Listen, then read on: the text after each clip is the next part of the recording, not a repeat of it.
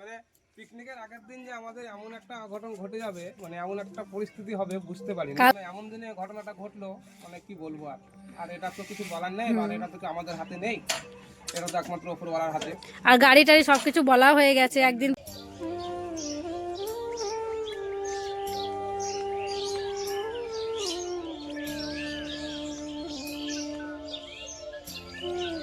শুভ সকাল আমার প্রিয় বন্ধুরা, আশা করছি তোমরা যে যেখানে আছো সকলে ভালো আছো, সুস্থ আছো। বীরভূম জেলার ছোট্ট একটি গ্রাম থেকে আমি দৈবকী তোমাদের সকলকে জানাই আমার ব্লগ চ্যানেলে অনেক অনেক স্বাগত আর আমার অনেক অনেক ভালোবাসা। তো সকালবেলাতেই দেখো চলে এসেছি পুকুর পাড়ে, আর এখন বাজছে ঘড়ির কাঁটায় ওই সকাল 6:15 মতো। তো উঠেছিলাম অনেকক্ষণে, উঠে ওই যে মারুলি দেওয়া, ঝাড় দেওয়া, ওই কাজগুলো আগে করেছি। তারপরে ঘরে রাখা ছিল কালকে রাত্রের খাওয়া এঁঠো বাসনগুলো, তো সেই বাসনগুলো নিয়ে চলে এসেছি পুকুর পাড়ে। আর আজকে দেখো বেশ ভালোই কিন্তু কুয়াশা আছে, প্রত্যেক দিনই সকালবেলাতে কুয়াশা থাকছে। আর এদিকে দেখো আর একটা ননদও বাসন মাজছে, তো ওর সাথে গল্প করছি আর বাসন মেজে নিচ্ছি। আর ঠান্ডা তো মানে অতিরিক্ত, কি বলবো, প্রচণ্ড ঠান্ডা। আমাকে দেখেই তোমরা বুঝতে পারছো, দুটো দেখো চাদর ঢাকা নিয়েছি, সোয়েটার পরেছি, আবার দুটো চাদরও ঢাকা নিয়েছি। তো যাই হোক, ওদিকে আবার মারুলি দেওয়ার সময় মোজাটা পরেছিলাম, পুকুর পাড়ে এলাম বলে মোজাটা খুলে রাখলাম। কারণ কি জানো তো, যতই সাবধানে বাসন ধুই না কেন মোজাটা দেখি ঠিক ভিজে যায়। তো সেই জন্য ভাবলাম আজকে বাসনটা ধোবো, তখন আর কি মোজাটা খুলেই রাখবো, তাই খুলে রেখে এসছি। তো এক এক করে দেখো সব বাসনগুলো কিন্তু মেজে নিলাম, তারপরে বাসনগুলো ধুয়েও নিলাম, আর তাড়াতাড়ি কিন্তু ধোয়াও হয়ে গেল।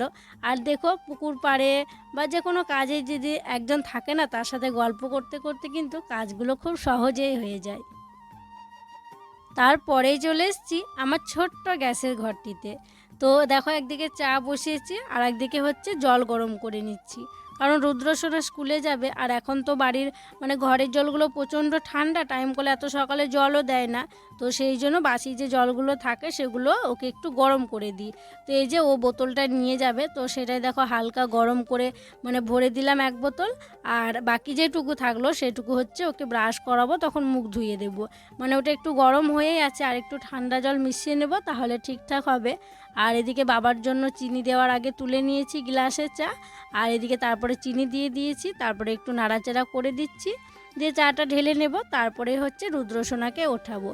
তো চা করি তারপরেই কিন্তু ওকে ওঠাই, চাটা না করে ওকে ওঠাই না। তো ওকে উঠিয়ে তারপরে হচ্ছে ব্রাশ করিয়ে রেডি করিয়ে দেব। আর এইদিকে দেখো সবাই একসাথে বসে পিকনিকে যাওয়ার লিস্ট হচ্ছে, মানে পিকনিকে তো যাবো, কে কে ঠিক হয়েছিল। তারপরে আবার কেউ কেউ বাদও গেল, আবার কেউ কেউ দেখছি মানে বেড়েও গেল। তো সেটাই আর কি লিস্ট করা হচ্ছে, কতজন হচ্ছে, কত টাকা উঠছে, তারপরে কি কি আনা হবে জিনিসপত্র, সেগুলোই আর কি ঠিকঠাক করছে জামাইবাবুরা। তো আমি ভাবলাম আমিও যাই, যদি ওদের কোনো ভুল হয়, আমার যদি সেটা মনে থাকে ওদেরকে ধরিয়ে দেব, তাই আমিও একটু এসে বসলাম। আর জানো তো বন্ধুরা, পিকনিকে যাব ঠিকই, কিন্তু মনটা আমার পড়ে থাকবে বাড়ির দিকে, কারণ মায়ের শরীর খারাপ, বাবারও শরীরটা খুব একটা ভালো নয়, ওই দুজনকে রেখে যাব, মানে এদিকেই মনটা থাকবে। তবে আমরা যাব বলিনি, বাবাই আর কি প্রথমে বলল, মানে সবাই আর কি বললো তো যাওয়ার জন্য, আমরা বলছিলাম যাব না। দিয়ে বাবা বললো না যাও, ঘুরে এসো, একটা দিন আমি সামলে নেব। তো মনটা এদিকে পড়ে থাকবে, তবুও আর কি সবার আনন্দের জন্য কিন্তু যেতে হবে।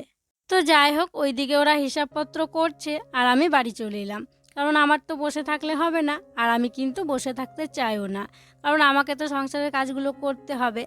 আর যে কাজগুলো আমি করি সেই কাজগুলো কিন্তু যত তাড়াতাড়ি করতে পারবো ততই আমার পক্ষে ভালো, তাই না? তো তাই চলে এলাম। আর এই যে উনুন শালের ছাইটা তুলতে ছিল, উনুন শালটা লেপতে ছিল, তবে আগেই নেপে নিতাম। কি হয়েছে জানো, ওই যে ভাইয়ের গাড়িটা আমাদের বাড়িতে আছে, তো গাড়িটা এখানে রাখা হয় রাত্রেবেলায়। তো আমি না নামাতে পারি না, মানে আমি চালাতে পারি, তোমরা হয়তো বলবে চালাতে পারো আবার নামাতে পারো না। তো কি বলো তো, ওই যে ছোট্ট মতো জায়গায় গেটের মতো করা আছে, আমার মনে হয় আমি যদি বের করতে যাই প্রাচীরটাই বোধহয় ধাক্কা লেগে পড়ে যাবে। তো সেই জন্য ভয়ে ডরে আমি আর গাড়িটা বের করি না। তো রুদ্র বাবা যখন বের করে দেয় তারপরেই কিন্তু আমি ছাইটা তুলি, তারপরে হচ্ছে উনুন শালটা লেপে নিই। তো যাই হোক, ওইদিকে দেখো একটুখানি আমি মানে হাতে করে নিয়ে এসেছিলাম গোবর আর মাটি, তারপরে গোল করে মানে লেপে দিলাম, গোটাটা লেপবো না। আর এই শীতের দিনে এখন মানে প্রত্যেক দিন লেপছি না, ওই মাঝে মধ্যে দুদিন পর পর আর কি পুরো উনুন শালটা লেপছি। মগে করে জল নিয়ে এসেছিলাম, বালতিও আর লাগাইনি। তো যেটুকু হচ্ছে রান্নার জন্য ব্যবহার করব সেটুকুই মুছে নিলাম। স্নান করে এসে পুজো দেওয়ার পর সবজিপাতিগুলো কাটতে বসেছিলাম।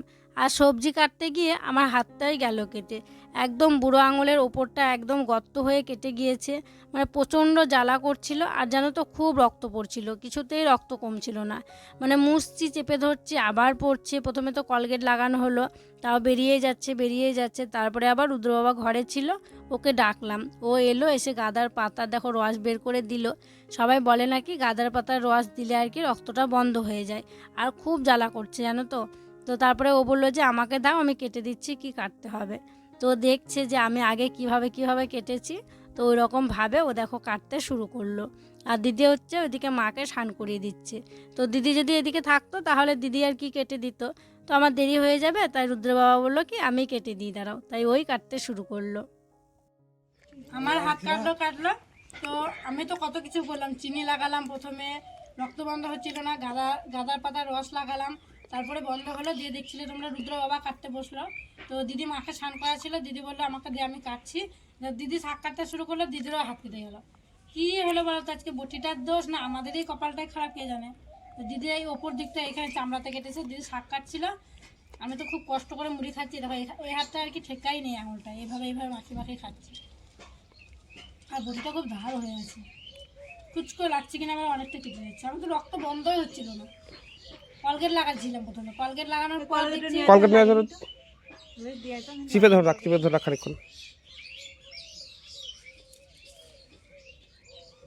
আমার ছাড়টা তুলে দিলে ওইখানে বাস করে হ্যাঁ উঠে যাবে তো, কিন্তু অনেকটা হয়ে যাবে যে টিভি ওখানে কলগেট আছে, সাদা মাংসটা বেরিয়ে যাবে। কোথায় রাখলো তুমি কলগেট? টিভির কাছেই ছিল। কলগেট লাগাবো না, ছিঁড়ে ফেলে দেবো। ছিঁড়ে ফেলে দিলে একটু গাঁদা পাতার রস লাগা। আমার বেশি লেগে না, একটু বার লেগে আছে কেবলই। হ্যাঁ ছিঁড়ে ফেলে দিলে গাঁদা পাতার রসটা লাগা। আমার এমনি তো কলগেট লাগালাম বন্ধ হয়নি, চিনি লাগালাম বন্ধ হয়নি, গাঁদা পাতার রসটা লাগালাম তখন বন্ধ হলো।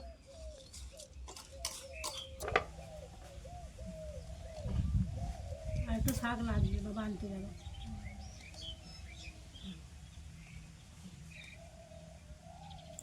মাঝেও থাকলো না, বাপরে জ্বলছে তো। আমি তো দৈবকে কাটা দেখে আমিও সাবধানে কাটছিলাম, তা আমারও ওরকম হয়ে গেল। বাপারে জ্বলছে কত রে। গাঁদা পাতা একটু জ্বলে, কিন্তু কাজ খুব ভালো। বাপরে বাপরে কি যে হচ্ছে আজকে, মানে একের পর এক বিপদ বাড়িতে। তা তো সারাটা দিন পড়েই আছে, এখন কি হবে কে জানে, কিসের ইঙ্গিত কে জানে, ভগবানই জানে। বটি ছাড়া মা, আই বটি ছাড়া আজকে সবকিছু করতে হবে। তো যাই হোক, বেশ অনেকক্ষণ হয়েছে রান্নাবান্না বসিয়ে দিয়েছি।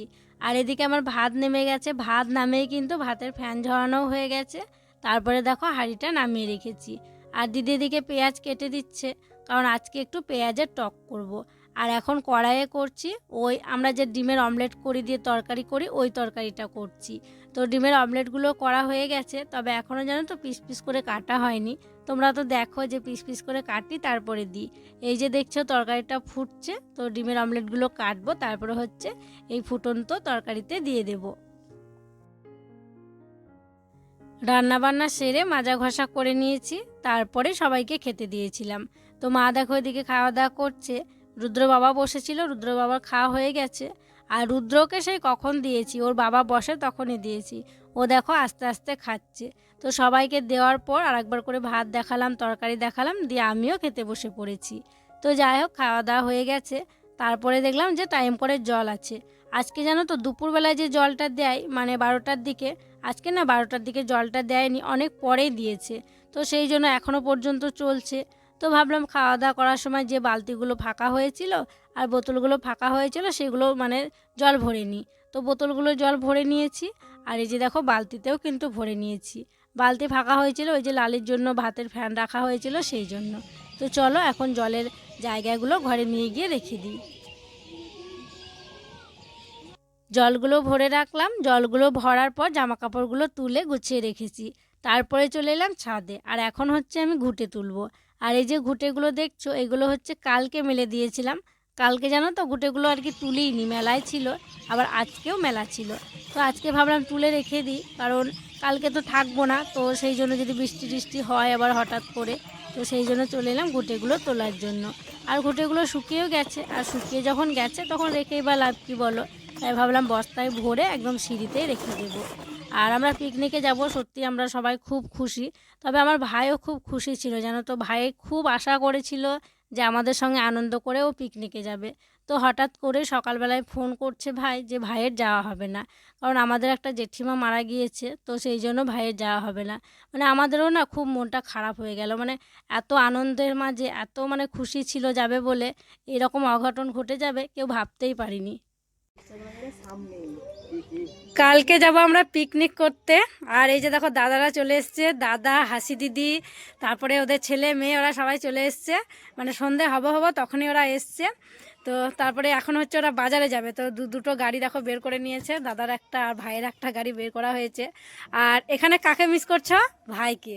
ভাইয়ের জানো তো মিস করছি, মানে পিকনিকের আগের দিন যে আমাদের এমন একটা অঘটন ঘটে যাবে, মানে এমন একটা পরিস্থিতি হবে বুঝতে পারিনি। কালকে রাত্রে ফোন করে বললো যাব, দ্বীপে যাওয়ার কথা ছিল, তো কি হয়েছে মানে দ্বীপ মানে আমাদের শ্বশুরই একজন মানে বাড়ির লোক মারা, আমাদের একটা জেঠিমা মারা গিয়েছে, তো 10 দিন অসুখ হবে, তো সেই জন্য ভাইয়ের যাওয়া হলো না। কালকে রাত্রে ফোন করলো গো, দিয়ে বললো আমি যাব, আমাকে ধরিস।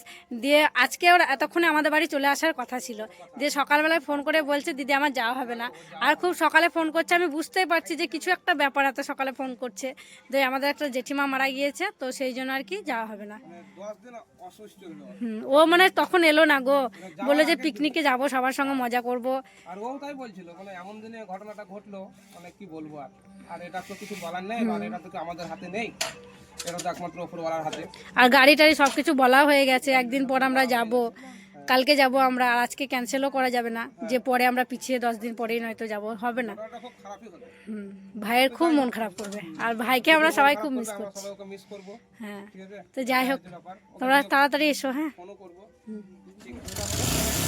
দাদা যাচ্ছে, রুদ্র বাবা যাচ্ছে, আর এই যে জামাইবাবু যাবে, ওরা সবাই যাচ্ছে পিকনিকের বাজার করতে।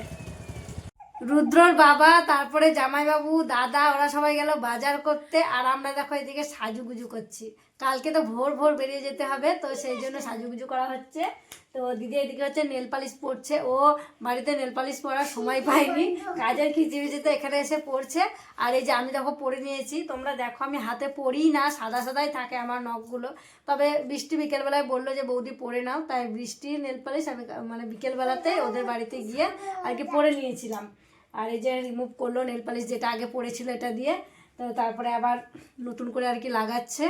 আর সবাই একদম ব্ল্যাঙ্কেটের ভিতরে পা ঢুকে একদম বসে আছি, আর অপেক্ষা করছি কখন ওরা আসবে। ওরা এলে জানো তো আমাদের অনেক কাজ আছে, ওই যে মানে সব কিছু আর কি রেডি করে রাখবো, মশলা টশলা আজকেই বেটে রাখবো, জানো তো। দেখি ওরা কখন আসছে, এই আসছে আসছে করছে, আর অনেকটা সময়ও হয়ে গেল। তো যাই হোক কিছুক্ষণ বসে থাকবো, আবার রান্নাবান্না করতে হবে। তো চলো ওদের আস্তে আস্তে আমি রান্নাবান্নাটা করে নিই, তাহলে ওরা এলে তখন ওই পিকনিকের সব জোগাড় যন্ত্রগুলো করতে পারবো। বোতলগুলো আসতে বলিও, এই চুপ করিও সবাই। হ্যাঁ, এখন বাজছে রাত 9টা, আর রুদ্রবাড়া সেই সন্ধ্যেবেলায় গেছে বাজারে, এই মাত্র এলো বাজার থেকে, আর আমার রান্না বান্না হয়ে গেছে। তো চলো এখন তোমাদেরকে দেখাবো যে রুদ্রবাড়ায় কি কি বাজার করে নিয়ে এলো। আর এই যে আমার পিছনে দেখছো, এই যে ওভেন, কালকে পিকনিকে রান্না বান্না করার জন্য ওভেন নিয়ে এসছে, আর ওই যে দুটো জল, ওই জলগুলো নিয়ে এসছে। আর এদিকটা একটু দেখিয়ে দাও, এদিকে সব আমরা কি কি নিয়ে যাবো রেডি করে রেখেছি। ওই যে বড় একটা কড়াই, তারপরে ঝাড়না, বটি, বালতি, হাঁড়ি, এগুলো সব নিয়ে যাবো, সেই জন্য ওখানটায় ওইভাবে রেখেছি। তবে এখনো গোছানো হয়নি, গোছাতে হবে। তো এই যে প্রথমে দেখছো কলা, এটা হচ্ছে টিফিনের জন্য নিয়ে আসা হয়েছে। এই যে ফুলকপি, এখানে সবজি আছে এই ব্যাগটায়, এখানে আছে মটরশুঁটি, টমেটো, অনেক কিছু আছে, ওগুলো দেখিয়ে পারবা তুমি? আদা, রসুন, প্রচুর আছে, অনেক জিনিস আছে, সবকিছু আছে। তোমরা তো কালকে দেখতেই পাবে যে আর কি কি আছে ওখানে। তোমরা এখানে দেখি কি কি আছে, আমিও তো আগে দেখিনি, ভাবলাম আমিও দেখি। এই যে পাতা, অনেক কিছু আছে। তারপরে এখানে আছে মিষ্টি, আর এখানে আছে চিড়ে ভাজা টিফিনের জন্য, আর এই যে গ্লাস, টিফিনের তো মনে হচ্ছে ছোট বস্তার 1 বস্তা গো, পাতাগুলো একদম বেরোচ্ছে। তো আরো অনেক কিছু আছে বস্তার মধ্যে। তো অনেক খিচিপিচির মধ্যে আমরাও কিন্তু আছি, কারণ এই যে এতটা দেরি করে ওরা এলো, তো এখন কিন্তু আমরা আদা রসুন এগুলো ছাড়াবো, ছাড়িয়ে একদম বেটে টেটে রেডি করে রাখবো। আর এগুলো যা যা লাগবে সমস্ত কিছু এক জায়গায় গুছিয়ে ভালোভাবে রেখে দেবো, যেন ভোরবেলায় আমাদেরকে খুঁজে খুঁজে বের করতে না হয়। তো কিছু কিছু জিনিস আমরা রেডি করে রেখেছি, আর কিছু কিছু জিনিস হচ্ছে আমাদেরকে রেডি করতে হবে। তো যাই হোক, চলো সব কিছু গুছিয়ে নিই। আর কালকে তো স্পেশাল ব্লগ হতে চলেছে, তোমরা কিন্তু কালকের ব্লগটা মিস করো না। খুব ভালো লাগবে, আমরা খুব মজা করবো, ফ্যামিলির সবাই যাবো, অনেক কি আনন্দ হবে আমরা, মানে আমার এখনই মানে ভেবেই অবাক লাগছে। তো যাই হোক, চলো আজকের মতো তাহলে এখানেই বিদায় নিচ্ছি গো। তোমরা সকলে ভালো থেকো, সুস্থ থেকো। আর যারা নতুন বন্ধু হয়ে আমার এই ভিডিওটি দেখছো, তাদের কাছে একটি অনুরোধ করব, আমার চ্যানেলটিকে সাবস্ক্রাইব করে আমার পাশে থেকো। আর যারা পুরনো বন্ধু হয়ে আমার পাশে আছো, তাদেরকে আমার অসংখ্য অসংখ্য ধন্যবাদ আর অনেক অনেক ভালোবাসা। দেখা হবে আবার পরবর্তী ব্লগে।